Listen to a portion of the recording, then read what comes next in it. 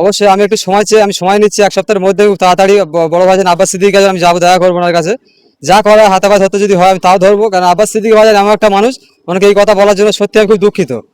আব্বাস সিদ্দিকী ভাইজান উনি সকলের প্রাণ পুরুষ, সকলের নয়নের মণি, এবং বিশেষ করে উনি পীরজাদা। ওনাকে এই কথা বলার জন্য সত্যি আমি খুব দুঃখিত আন্তরিকভাবে। এবং আমার এই ভিডিও দ্বারা যারা যারা আঘাত পেয়েছো, যারা আমাকে কটু চোখে দেখছো, দয়া করে আমি সবার কাছে বিনীত অনুরোধ, সবাই আমাকে ক্ষমা করবেন। এই ক্যানিং পুরো বিধানসভার মানুষ এই 2026-এ বিপুল ভোটে জয়যুক্ত করে ওই যে আব্বাস সিদ্দিকী যে নামক যে ভণ্ড, ওকে বিপুল ভোটে জিতিয়ে শওকত মোল্লাকে ওনাকে জুতোর মালা পরিয়ে হুগলি কেন একেবারে পূর্ব শরীফ ময়দানে ছেড়ে দিয়ে আসবো আমরা। এই মুহূর্তে উপস্থিত রয়েছি বেউলোবাড়িতে। আপনারা জানেন যে বেশ কিছুদিন আগে সোশ্যাল মিডিয়ায় একটি ঝড় উঠেছিল যে ফুরফুরার দরবার শরীফে ফিরজাদ আব্বাস সিদ্দিকী ক্যানিং পূর্বে শওকত মোল্লার বিরুদ্ধে তিনি প্রতিদ্বন্দ্বিতা করলেন। হ্যাঁ, এটা নিয়ে রীতিমতো এক শ্রেণীর ব্যক্তিরা আব্বাস সিদ্দিকীর বিরোধিতা করেছিলেন, আবার এক শ্রেণীর মানুষ আব্বাস সিদ্দিকীকে সমর্থন করেছিলেন। আর আমার পাশে যে ভাইটা দাঁড়িয়ে রয়েছে এনার নাম হচ্ছে সুলতান লস্কর, এনার বাড়ি সিংহেশ্বর এলাকায়। তিনিও আব্বাস সিদ্দিকীর বিরুদ্ধে অশ্লীল কথাবার্তা বলেছেন, তাকে ব্যক্তিগতভাবে আক্রমণ করেছেন এবং তিনি নিজের ভুলটা তিনি বুঝতে পেরেছেন। তিনি দুঃখিত, তিনি শোকাহিত, তিনি মর্মাহত, কারণ তিনি ব্যক্তিগতভাবে ভাবছেন যে একজন পীরজাদাকে এইভাবে আক্রমণ করা তার ঠিক হয়নি। তিনি রাতে ঘুমাতে পারছেন না, তার ফ্যামিলি দিক দিয়ে প্রেশার আসছে। এবং কেন আব্বাস সিদ্দিকীকে আক্রমণ করেছিলেন, কেন আব্বাস সিদ্দিকীকে ব্যক্তিগতভাবে আক্রমণ করেছিলেন, আমার সঙ্গে এই মুহূর্তে রয়েছেন যিনি আব্বাস সিদ্দিকীর বিরোধিতা করেছিলেন, আব্বাস সিদ্দিকীর বিরুদ্ধে কুমন্তব্য করেছিলেন, কেন করেছিলেন এবং তার জন্য কেন আব্বাস সিদ্দিকীর কাছে ক্ষমা চাইছেন, এই টোটাল ঘটনা শুনবো। কি বলবেন? দেখুন, আব্বাস সিদ্দিকী ভাইজান উনি সকলের প্রাণ পুরুষ, সকলের নয়নের মণি, এবং বিশেষ করে উনি পীরজাদা। ওনাকে এই কথা বলার জন্য সত্যি আমি খুব দুঃখিত আন্তরিকভাবে।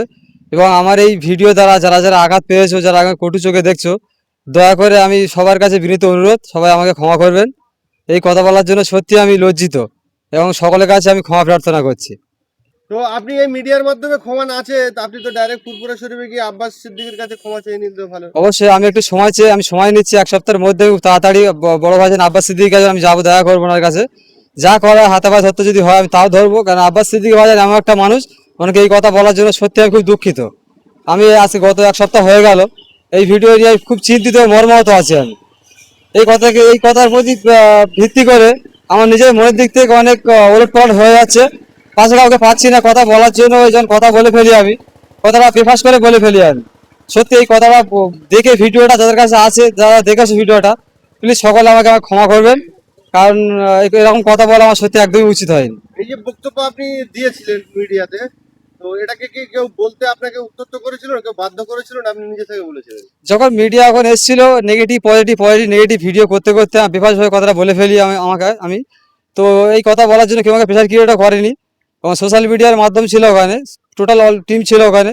এই কথা বলতে বলতে বেশ কথাটা বলে ফেলি, বলার পরে মানুষ তো ভেবে চিনতে বলে, কিন্তু আমি বলে ভেবেছি।